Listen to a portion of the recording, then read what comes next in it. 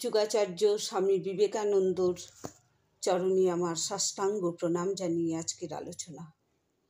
স্বামী শিষ্য সংবাদ গ্রন্থে স্বামী শারদানন্দ গুরু স্বামী বিবেকানন্দর সহিত অত্যন্ত ঘনিষ্ঠ হবার সুযোগ পেয়ে নিজ জীবনকে গঠন ও ঈশ্বরের সাধনায় নিযুক্ত থেকে সমস্ত মানবকুলের মঙ্গল সাধন করতে প্রয়াস পেয়েছিলেন। তার এই প্রয়াস আমাদের উন্নতির পথকে সুগম করেছে। এই মহান মানবতার চরণে আমার কোটি কোটি সাষ্টাঙ্গ প্রণাম। স্বামী শারদানন্দ ও স্বামী বিবেকানন্দর সহিত যে আলাপ আলোচনা হতো তাতে বিবেকানন্দর গভীর উদার ভালোবাসার যে প্রকাশ আমরা দেখেছি তা পৃথিবীর ইতিহাসে বিরল।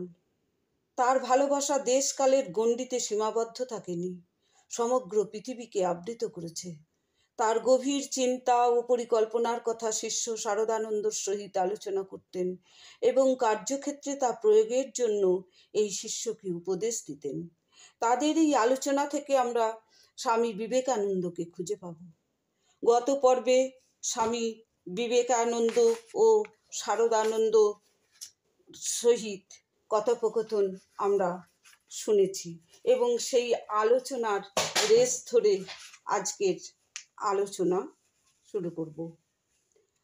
গতকাল অর্থাৎ গত পর্বে স্বামী বিবেকানন্দ ও স্বামী শারদানন্দ নিজেদের মধ্যে আলোচনা করতে করতে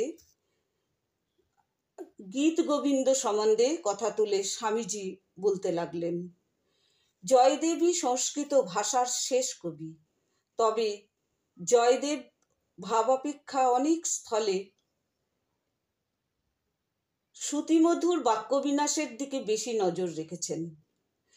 দেখি গীত গোবিন্দর পততি পতত্রে ইত্যাদি শ্লোকে অনুরাগ ব্যাকুলতার কি পরাকাষ্ঠা কবি দেখিয়েছেন।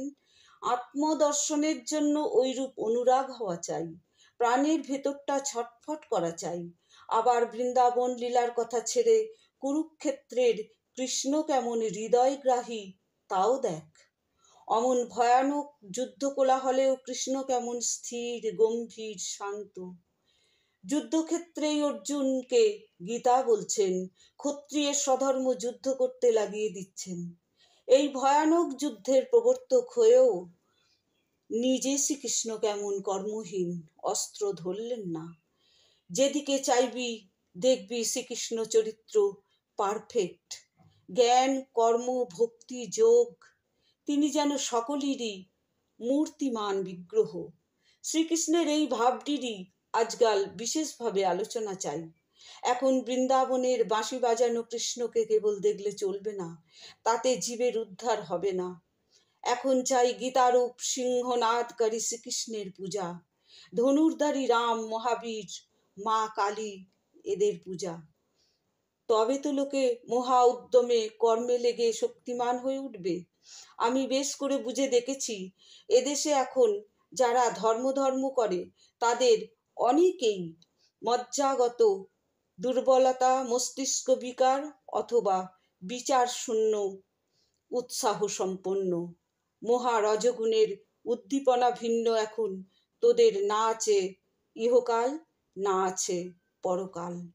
দেশ ঘোর তমগুণে ছেয়ে গেছে, ফলতাই হচ্ছে ইহজীবনে দাসত্ব, পরলোকে নরক। শিষ্য, পাশ্চাত্য দেশীয়দের রজভাব দেখিয়া আপনার কি আশা হয় তারা ক্রমে সাত্ত্বিক হবে?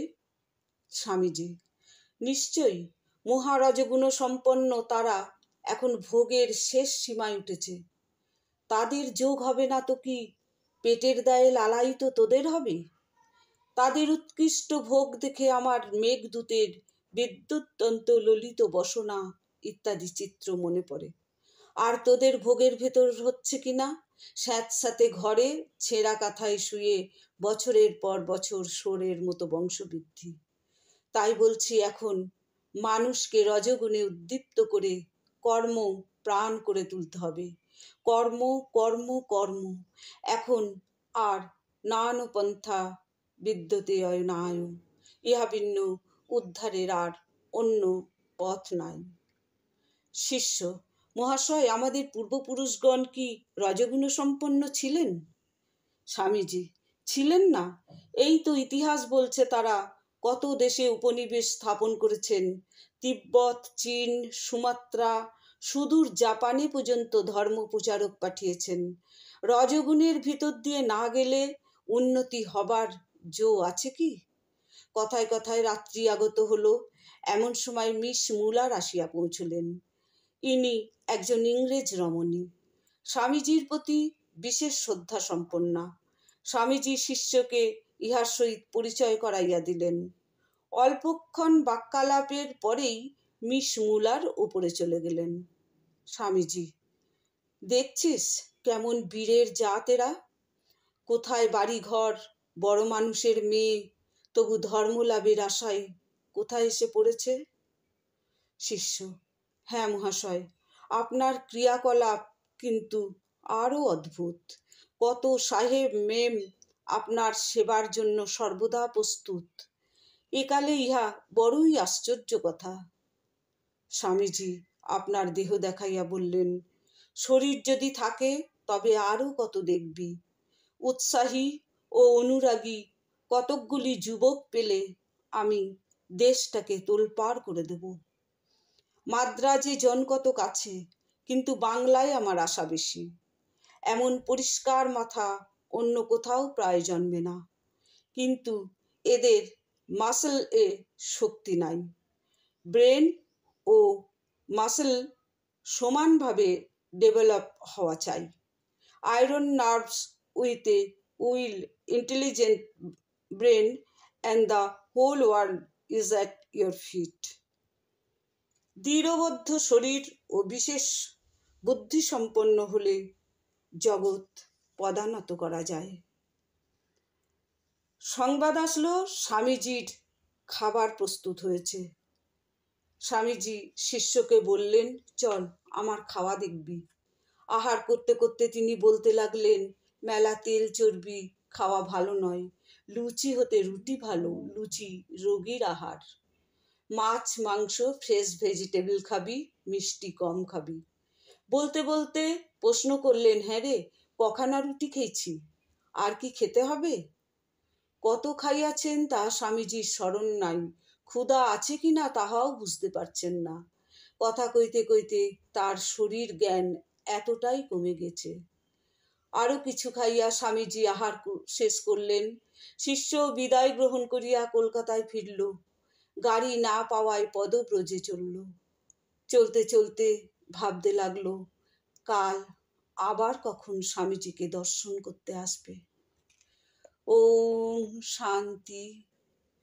স্বামীজির চরণে আমার সাষ্টাঙ্গ প্রণাম।